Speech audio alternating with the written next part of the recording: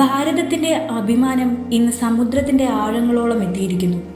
കഴിഞ്ഞ കുറച്ച് ദിവസങ്ങളായി ലോകം മുഴുവൻ ഉറ്റുനോക്കിയ ചരിത്ര ദൗത്യം ആൻഡമാൻ നിക്കോബാർ ദ്വീപുകളിൽ വിജയകരമായി പൂർത്തിയായി.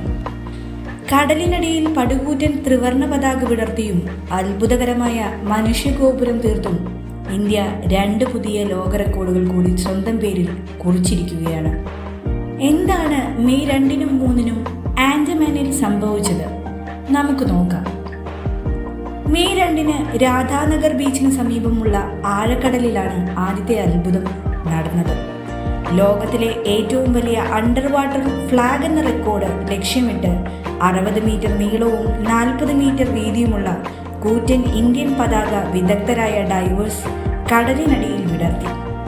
ശക്തമായ അടിയൊഴുക്കുകളെയും വെല്ലുവിളികളെയും അതിജീവിച്ച് തരി പോലും പിഴയ്ക്കാതെ ആ ത്രിവർണ പതാക സമുദ്രത്തിൻ്റെ അടിത്തട്ടിൽ വിരിഞ്ഞപ്പോൾ അത് ചരിത്രത്തിലെ തന്നെ സമാനതകളില്ലാത്ത ദൃശ്യമായി മാറി.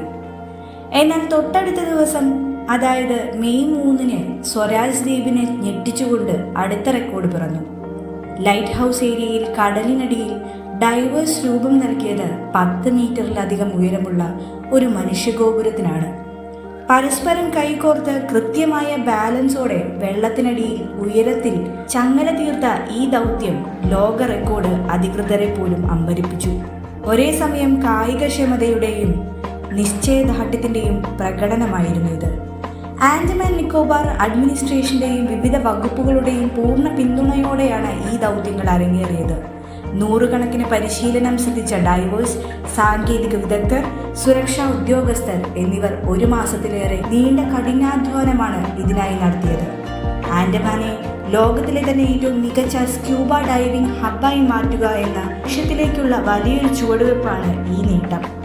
കടലിൻ്റെ ആഴങ്ങളിൽ നമ്മുടെ പതാകയും കരുത്തും ഉയർന്നു നിൽക്കുമ്പോൾ അത് ഓരോ ഇന്ത്യക്കാരനും നൽകുന്ന ആവേശം ചെറുതല്ല. ആൻഡമാൻ്റെ ഈ ലോക റെക്കോർഡ് വിജയത്തെക്കുറിച്ച് നിങ്ങൾക്ക് എന്ത് തോന്നുന്നു? കമൻറ്റ് ബോക്സിൽ ജയ് ഹിന്ദ് എന്ന് രേഖപ്പെടുത്താൻ മറക്കരുത്.